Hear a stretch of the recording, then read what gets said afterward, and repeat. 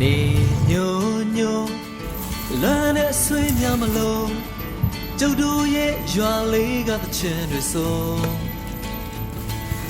ချိန်တန်ပြီဆို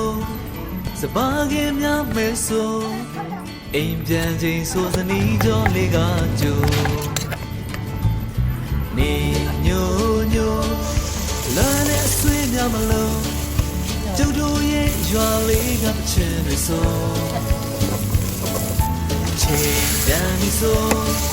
စပါးကင်များမဲဆိုအိမ်ပြန်ချိန်ဆိုစနီးကြောလေးကကြိုကျုပ်တို့